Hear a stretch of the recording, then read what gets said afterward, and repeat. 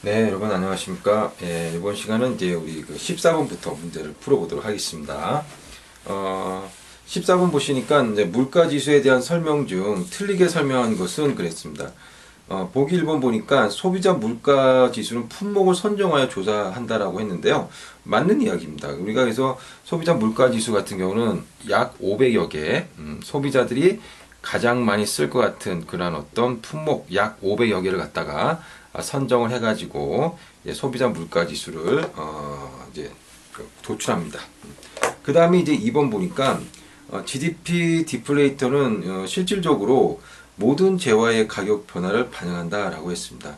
우리가 이제 GDP 디플레이터는 이제 아까 그 13번에서 우리가 풀었죠. 그래서 GDP 디플레이터 같은 경우는 실질 GDP 분의 그 다음에 명목 GDP로 이렇게 나눠지지 않습니까? 명목 GDP.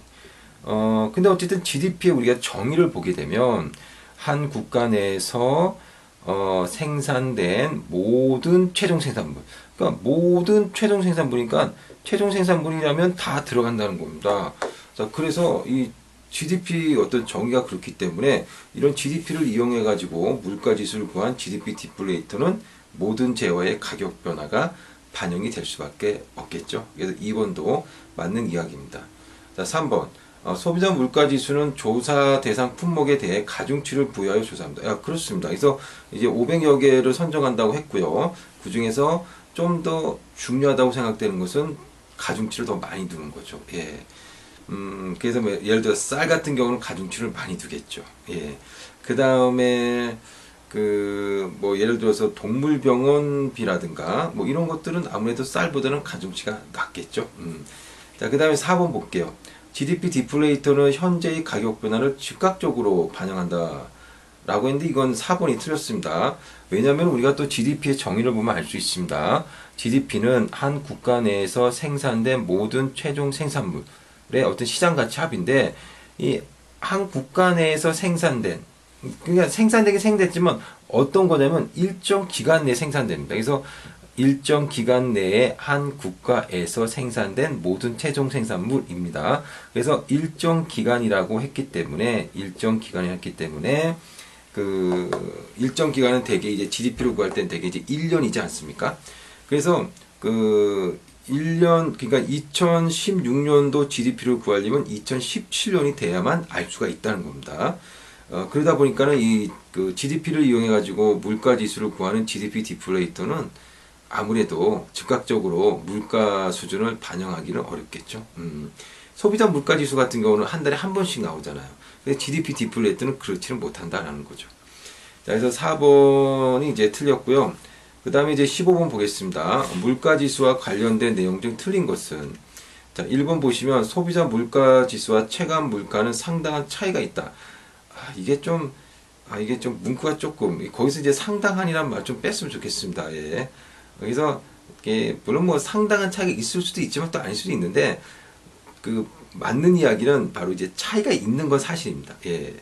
그래서 이제 상당한이란 말만 빼면 뭐 맞기 때문에 보기 1번은 맞는 걸로 하겠습니다.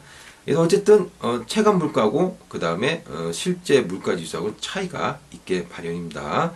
그래서 왜 그러냐면 소비자 물가 지수는 전반적인 물가 수준을 나타내는 거고 우리가 느끼는 체감 물가는 내가 원하는 물건을 샀을 때만 딱 체감이 느끼는 거죠. 예를 들어서 소비자 물가 지수는 뭐 1%밖에 안 올랐다고 그러는데 만약에 농산물 가격은 1%보다 훨씬 많이 올랐다면 농산물을 주로 사는 주부들 입장에서는 체감 물가는 많이 오른 거라고 보시면 됩니다. 자, 2번. 소비자 물가 지수는 500여 개 품목을 조사한다. 예, 이거 방금 말씀드렸죠. 예, 맞는 말이고요. 자, 3번. GDP 디플레이터는 당해 연도의 명목 GDP를 그 해의 실질 GDP로 나눈 값이다. 예, 이거 우리가 방금 전에도 구해보고 그랬습니다. 이것도 맞는 말이고요.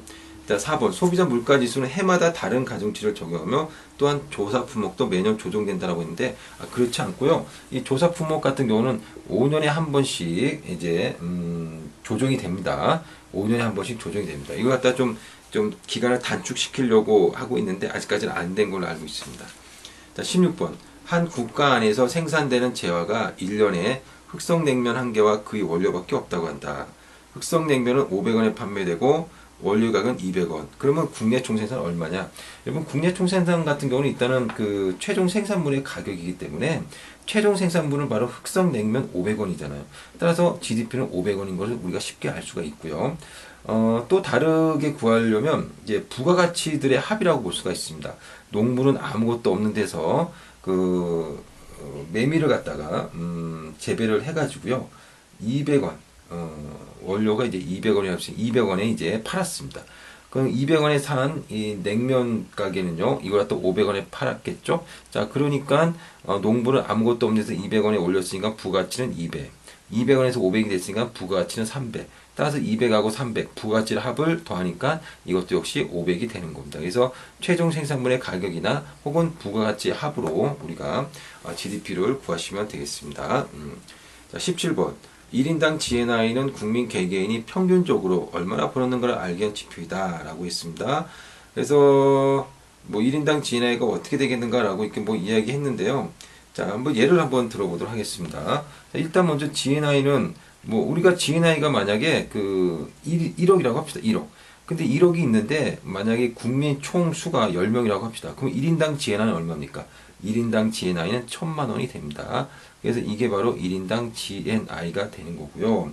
근데 이 1000만 원을 갖다가 이제 그 우리나라 돈이 아닌 달러로서 표시를 하려고 합니다. 그러면 이 1000만 원을 대미 달러 환율로 나눠주는 거죠. 그래서 만약에 환율이 만약에 1000원이라고 한다면 1000원분의 1000만을 나누게 되면 얼마가 나오냐면 많이 나오죠. 따라서 이때는 1인당 GNI가 10,000달러다 이렇게 볼 수가 있고요. 만약에 그 1인당 GNI가 1000만원으로 변하지 않았음에도 불구하고 환율이 만약에 2000원으로 올랐다라고 한다면 이걸 계산하게 되면 바로 5000이 나옵니다. 즉 5000달러가 나오는 겁니다. 따라서 환율이 상승하게 되면 1인당 GNI는 떨어지게 된다라고 보시면 됩니다. 그래서 하락한다가 답이 됩니다. 자, 우리나라가 현재 명목 GNI는 18억, 그 다음에 인구는 100명, 환율은 900원이다. 1인 그 달러로 환산한 1인당 GNI 얼마인가? 방금 전에 이제 계산하는 법에 대해서 설명을 드렸으니까 곧바로 계산 한번 해보도록 하겠습니다. 자, 거기 뭐 그 문제에 보면 이제 그 답도 다 나와 있죠. 여기서 1인 GNI가 18억인데 인구는 100명이니까 이렇게 나누게 되면 1800만원이 나오고 이것이 바로 1인당 GNI가 되겠습니다. 달러 환산 1인당 GNI는 이 1800만원을 예, 원달러 환율 900원으로 나눠주게 되면 바로 2만 달러가 나오게 되는 거죠. 네. 자, 19번 보겠습니다. 뭐뭐에서는 지난 1년 동안 농부는 50원짜리, 농부는 50원짜리 쌀 10가마를 생산했네요. 그러면 생산한 게 모두 뭐 얼마입니까? 500원이 되겠습니다. 그 다음에 이 옷감에서는 10원짜리 옷감을 5비를 생산해서 이제 50원을 생산했네요. 근데 이제 이 옷감을 이용해가지고 우리 회사가 20원짜리 옷 5개를 생산했네요. 그럼 5, 20 하니까 100이 되겠네요. 그럼 GDP는 얼마냐? GDP는 최종 생산물만 합하면 되니까 바로 쌀은 최종 생산물 되는 거죠. 500원. 그 다음에 우류가 최종 생산물이죠. 예, 100원. 따라서 이걸 더하니까 600원이 됩니다. 그래서 GDP는 600원입니다. 요 옷감 5개 생산이 50원은 최종재가 아니라 중간재이기 때문에 GDP 계산 시에는 포함시키지 않아도 됩니다. 자, 20번. 국내 총생산에 관한 설명 중 틀리게 설명한 것은 우리 1번 봅시다. 그래서 국내 총생산의 정의가 있잖아요. GDP 국내 총생산의 정의는 일정 기간 동안에 국내에서 생산된 모든 최종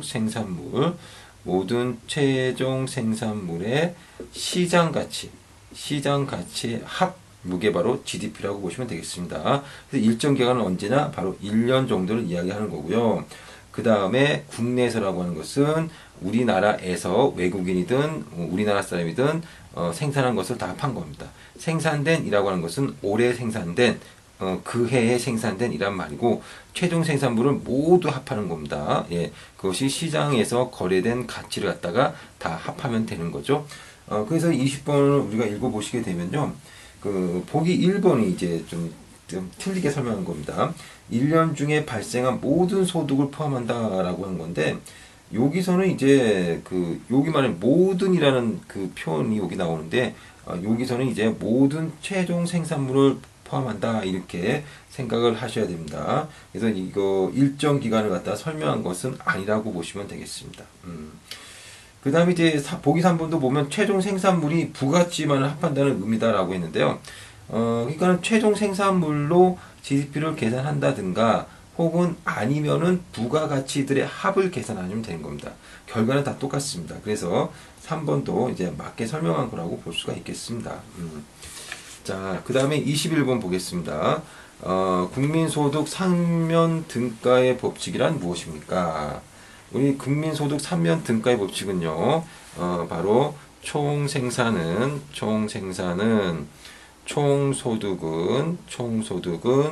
총지출과 같다. 이 세 가지가 똑같은 게 바로 3등가의 법칙입니다. 그래서 우리가 총생산 측면에서 GDP를 구할 수 있습니다. 어떻게 구합니까? 바로 최종 생산물을 합하든가 아니면 부가치를 합하든가. 예. 하시면 되고요. 총소득 측면에서 우리가 GDP를 구하려면 어떻게 구하면 되죠? 예. 그래서 소득을 올리는 사람들이 있잖아요. 노동자는 임금을 받고 그 다음에 자본을 제공한 사람은 이자를 받고, 그 다음에 지대를, 그러니까는, 자본을 그러니까 토지라든가 기계장치 등을 제공한 사람은 지대를 받고, 그 다음에 경영자는 이윤을 받죠. 예. 이걸 갖다 다 합한 게 바로 총소득 측면에서의 GDP라고 보시면 되겠습니다. 그 다음에 이제 총지출 측면에서도 우리가 GDP를 구할 수 있죠. 이거는 어떻게 구하느냐? 이렇게만 그림만 그려보면 알 수 있습니다. 그래서 가계, 기업, 정부, 외국인데 가계는 어떻습니까? 가계는 소비하죠. 기업은 투자하죠. 정부는 정부 지출, 그 다음에 외국가는 순수출. 예, 이걸 다 합하게 되면 지출 측면에서 GDP를 구할 수 있는 겁니다. 결국 이 세 가지가 다 똑같다라고 보시면 되죠. 자, 그 다음에 이제 22번 소비자 물가지수의 특징과 GDP 디플레이트의 특징에 대해서 기술하세요. 소비자 물가지수 같은 경우는요, 특징을 한번 적어보면 모든 물건을 갖다 다 선정하는 것이 아니라 약 500여 개를 갖다 선정한다는 거고요.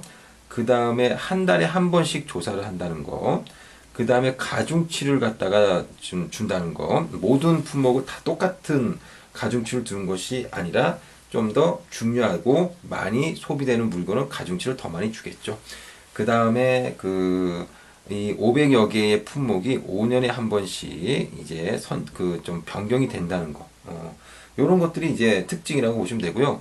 GDP 디플레이트 특징은요, 크게 보면 두 가지입니다. 일단 먼저 사후적이라는 겁니다. 그래서 GDP 디플레이터다 보니까 GDP를 이용해서 구하게 되고요. GDP라고 하는 것은 일정 기간 동안에 국내에서 생산된 모든 최종 생산물의 합이니까 일정 기간, 즉 1월 1일부터 12월 31일까지의 어떤 최종 생산물이라는 겁니다. 그래서 2016년도에 GDP 디플레이트를 구하려면 2016년도 12월 31일이 끝나봐야 알기 때문에 실질적으로 나오는 것은 내년도가 돼야만 나온다라는 거죠. 그러니까 아무래도 좀 사후적인 겁니다. 예. 내년도에 가서야 올해 물가는 어떻게 됐다 이렇게 나오니까 아무래도 사후적이라고 보시면 되겠죠. 그 다음에 이제 장점은 포괄적인 겁니다. 소비자 물가지수 500여 개잖아요. 하지만 GDP는요, 모든 최종 생산물의 시장 가치니까 모든 최종 생산물이 다 들어간 겁니다. 그래서 포괄적이라고 보시면 되겠습니다. 자, 그 다음에 23번 볼게요. 다음은 시장에 관한 설명이다. 그 의미가 가장 멀게 설명한 것은 자본시장과 화폐시장은 금융상품의 만기에 따른 구분입니다. 맞습니다. 자본시장은요, 다른 말로 이야기하면 장기 금융시장이고요. 그 다음에 화폐시장은 다른 말로 하게 되면 단기 금융시장이라고 보시면 되겠습니다. 그래서 이 장기 금융시장인 자본시장에서는 뭐가 거래되냐면 만기가 긴 주식과 채권. 채권은 만기가 10년, 20년, 30년 되고요. 주식은 아예 만기가 없죠. 예, 영구증권입니다. 하지만 단기 금융시장에서는요, 만기가 짧은 금융상품이 거래가 되는데, 이런 것들이 뭐 CD, CP, 콜, RP 등등 이런 것들이 거래가 됩니다. 자, 이런 것들은 우리가 이제 재무관리 시간이나 투자하는 시간 때 더 자세히 배우실 수 있을 겁니다. 자, 그 다음에 이제 2번 주식과 채권이 거래되는 시장은 자본시장. 그래서 주식과 채권이 거래되는 시장을 우리는 장기금융시장이라고 하고요. 그거 갖다 우리는 자본시장이라고 하죠. 예, 그래서 2번도 맞는 이야기입니다. 자, 3번 직접금융은 거래 상대방들이 직접 거래를 하므로 은행, 증권 등의 금융중개관을 이용하지는 않는다. 여러분들 우리가 직접금융이라고 하는 것은요, 주식과 채권이 거래될 때를 우리는 직접금융시장이라고 합니다. 왜냐하면은 우리가 주식이나 채권을 산다는 것은 기업에게 자금을 조달해 주는 거거든요. 따라서 내가 어떤 주식을 샀다. 그러면 내가 어떤 회사의 주식을 샀는지 알잖아요. 따라서 내 돈이 어느 회사로 들어갔는지 알 수 있습니다. 기업도 역시 마찬가지로 주주 명부를 보게 되면 누가 우리 회사의 주주인지 알기 때문에 다시 말해서 누가 우리 회사에게 자금을 조달해 두는지 알 수 있다는 겁니다. 그러니까는 서로 만나지만 않을 뿐이지 직접 거래를 하는 거라고 볼 수가 있고요. 그렇다고 해서 직접 만나거나 그런 게 아니라 바로 증권회사를 통해 가지고 이제 거래를 하게 되죠. 그래서 우리는 증권회사 가가지고 주식을 사잖아요. 예. 그 다음에 기업은 증권회사에 와가지고 주식을 발행하고요. 예. 자, 그래서 3번은 이제 틀리게 설명한 겁니다. 그래서 답은 3번입니다. 자, 4번. 간접금융은 은행을 중심으로 이루어집니다. 예, 그렇습니다. 우리가 은행 같은 경우, 예, 은행 가서 예금을 하지 않습니까? 예금을 한다는 것은 누군가에게 자금을 빌려주겠다는 의미라고 볼 수가 있습니다. 하지만 내가 은행에 예금했지만 내 돈이 어느 기업에 대출될지는 알 수가 없죠. 예. 그 다음에 기업도 은행에서 돈을 빌리지만 이것이 누구 돈인지 알 수는 없습니다. 따라서 은행은 이런 예금과 대출 갖다가 연결시켜주는 그런 중개 역할을 하고 있다라고 보시면 되겠습니다. 자, 그래서 어쨌든 은행은 간접금융을 이제 거래하는 그런 어떤 금융기관이라고 보시면 되겠습니다. 그 다음에 24번 보겠습니다. 자본시장과 화폐시장으로 금융시장을 분류하는 기준은 방금 이거 한 것 같은데요. 그래서 보면은 4번이 답이죠. 24번의 답은 4번입니다. 자, 25번 보겠습니다. 다음은 저축과 투자의 유인책에 관한 설명이다. 틀리게 설명한 것은 자, 요거는 우리가 이제 그래프를 조금 그려보면서 이야기를 조금 하면 되지 않을까 이렇게 생각이 듭니다. 자, 일단 먼저 1번 같은 거는 뭐 그래프는 없을 것 같아요. 일단은 저축을 유인하기 위해서 이자 소득에 대한 과세를 감면, 즉 이자 소득세를 깎아줬다는 겁니다. 그럼 이자 소득세를 깎아주니까 아무래도 세금이 깎아지니까 소득이 증가하지 않겠습니까? 그래서 사람들은요, 경제 동물이기 때문에 자기에게 이익이 되는 방향으로 움직이려는 경향이 있습니다. 즉 소득이 증가하는 방향으로 이제 사람들을 유인할 수 있으니까 따라서 과세를 좀 감면하게 되면 아무래도 사람들이 더 많이 저축을 할 수 있겠죠. 예, 그래서 저축을 유인하기 위해서는 이자 소득세를 갖다가 깎아주면 되겠죠. 깎아주면 될 겁니다. 근데 이제 우리 정부는 이제 세금을 깎아주지는 않죠. 저번에 없던 이제 예를 들어서 비과세 혜택이라든가 이런 것들도 이제 좀 없애는 추세에 있습니다. 예. 자, 어쨌든 간에 뭐 보기 1번은 이제 맞게 설명한 겁니다. 자, 보기 2번 보시면 저축이 늘어나면 이자율을 낮추고 투자를 촉진하게 된다라고 했는데 그래프 한번 그려볼게요. 자, 우리가 이제 자금 시장에서 돈의 가격은 금리죠. 자, 요거는 이제 돈에 대한 수요인데, 돈에 대한 수요고요. 요것은 돈에 대한 공급이라고 하겠습니다. 자, 그러면 저축이 늘어난다는 건 뭘까요? 여러분들, 돈에 대한 수요라고 하는 것은요, 대출이라고 보시면 대출. 예. 그래서 내가 돈이 좀 필요하니까 대출 받잖아요. 그러니까 돈에 대한 수요죠. 돈에 대한 공급은 뭘까요? 대표적으로 이제 저축이라고 보시면 돼요. 저축. 예. 그래서 보니까 이게 저축이 늘어났다라고 되어 있습니다. 그 저축이 늘어났다는 것은 공급이 늘어났다는 이야기겠죠. 그럼 공급이 늘어나니까 공급 곡선이 오른쪽으로 움직이는 겁니다. 이렇게. 예. 자, 오른쪽으로 움직이니까 금리는 어떻게 됩니까? 금리는 떨어지는 거죠. 예. 자, 그래서 저축이 늘어나면 이자율을 낮추는 거고요. 이자율이 낮아지니까 이자가 많이 싸졌네. 투자를 해볼까? 투자가 이제 증가한다라고 보시면 되겠습니다. 그래서 보기 2번은 맞는 이야기입니다. 자, 3번 투자를 하는 기업에게 세제상의 혜택을 주면, 이 세제상 혜택을 준다는 것은 이제 우리나라로 치면 이제 투자 세액 공제죠. 예, 투자한 금액들을 갖다가 세액 공제해주는 그런 어떤 제도가 있지 않습니까? 그래서 투자하는 기업에게 세제상 혜택을 주게 되면 자금의 수요 곡선은 오른쪽으로 이동한다라고 했는데요. 이것도 한번 그려볼게요. 자, 돈에 대한 수요 곡선이 있고요. 돈에 대한 공급 곡선이 있습니다. 예. 자, 그런데 투자를 하는 기업, 투자를 하려면 돈이 필요하죠. 따라서 돈 수요가 늘어나는 겁니다. 따라서 돈에 대한 수요가 증가한다 이렇게 보시면 되겠죠. 돈에 대한 수요가 증가하니까 수요 곡선이 오른쪽으로 움직이게 됩니다. 따라서 금리는 어떻게 됩니까? 금리는 올라간다 라고 보시면 되겠습니다. 자, 어쨌든 뭐 보니까는 투자를 하는 기업에게 세제상 혜택을 주게 되면 자금의 수요 곡선은 오른쪽으로 이동한다. 오른쪽으로 이동했네요. 그죠? 예, 그래서 3번도 맞는 이야기입니다. 그 다음에 4번. 투자를 하는 기업에게 세제상의 혜택을 주면 이자율을 낮추게 된다. 방금 투자를 하는 기업에게 세제 혜택을 주니까 수요 곡선이 오른쪽으로 이동했고 금리는 올랐잖아요. 금리가 올랐잖아요. 그런데 보기 4번은 이자율을 낮추게 된다라고 했으니까 보기 4번이 틀리게 설명한 거라고 볼 수가 있겠습니다. 자, 그 다음에 26번 실업과 관련된 내용이다. 틀리게 설명한 것은 1번 노동시장에서 초과 수요가 발생한 것이다. 아니죠. 예. 그 실업이라고 하는 것은요, 이제 노동시장에서는요, 노동의 가격은 임금이죠. 그래서 노동에 대한 수요가 있고요. 노동에 대한 수요, 그 다음에 노동에 대한 공급이 있는데, 만약에 임금이 100원인데 임금이 150 올랐다. 그렇게 하면 어떻게 되느냐? 수요는 줄고 공급은 많아지죠. 그래서 요만큼의 뭐가 발생하냐면 초과 공급이 발생하게 됩니다. 초과 공급은 결국은 뭐냐? 바로 실업의 증가라고 보시면 됩니다. 실업이 증가했다는 그런 이야기입니다. 그래서 초과 공급, 수요는 뭐 10명인데, 공급은, 아니, 그러니까 공급은 뭐 15명이 하려고 하니까, 기업이 뽑으려고 하는 인원 10명인데, 취업하려고 하는 사람은 15명. 그러니까 이게 초과 공급인 거죠. 그러니까 이게 실업이 증가된 거라고 보시면 되겠습니다. 자, 그래서 26번에 틀리게 설명한 것은 보기 1번입니다. 노동시장에서 초과 수요가 아니라 초과 공급이 발생한 겁니다. 2번 보기 고전학반은 실업이 발생하면 임금이 하락한다. 그렇습니다. 임금은 신축적이라고 고전학반은 생각했기 때문에 초과 공급이 발생하면 임금이 알아서 내려와가지고 결국 균형으로 간다라고 했거든요.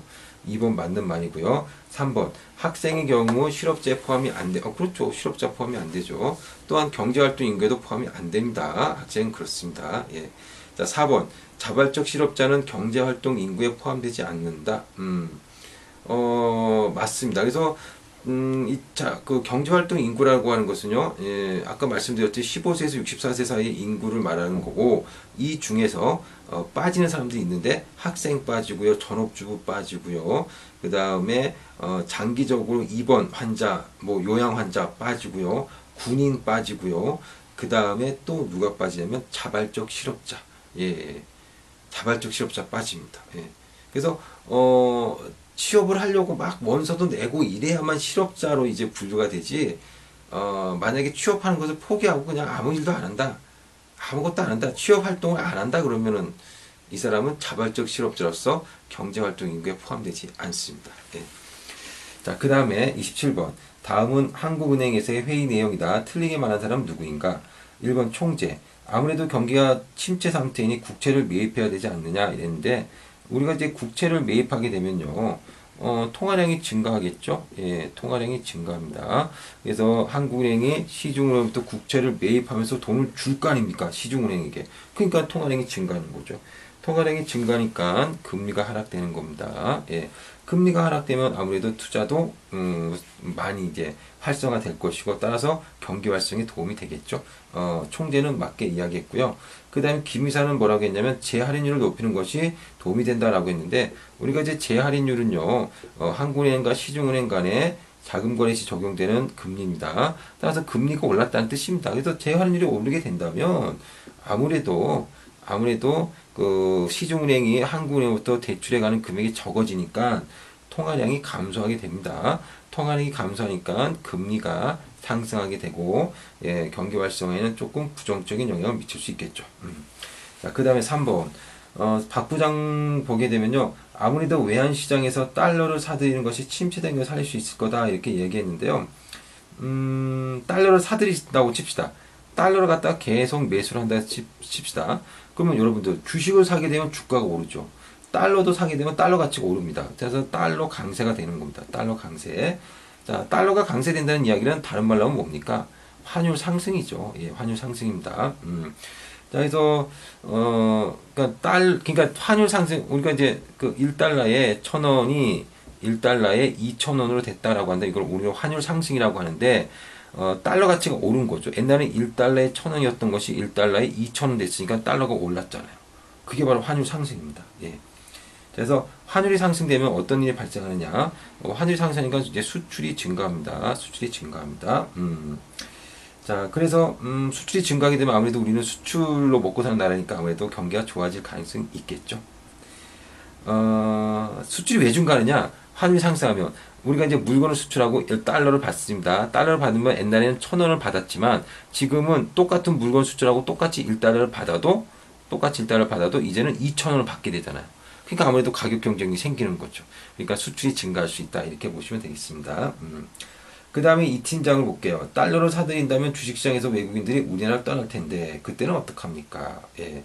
자, 달러를 계속해서 사들입니다. 그럼 달러가 강세가 되겠죠. 예. 즉 1달러에 1,000원이 1달러에 2,000원 된다는 뜻입니다.